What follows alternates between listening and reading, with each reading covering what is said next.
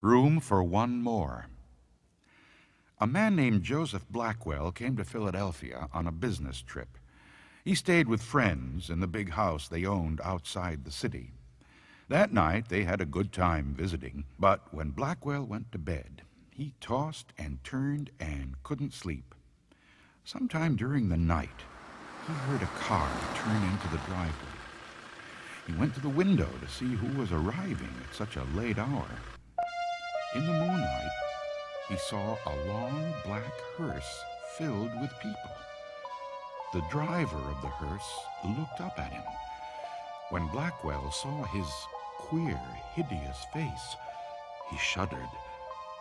The driver called to him, "There is room for one more."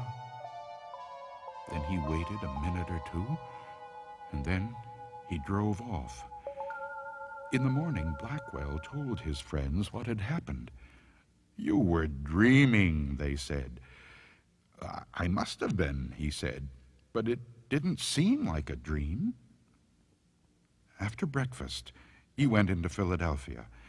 He spent the day high above the city in one of the new office buildings there. Late in the afternoon, he was waiting for an elevator to take him back down to the street. But when it arrived, it was very crowded. One of the passengers looked out and called to him.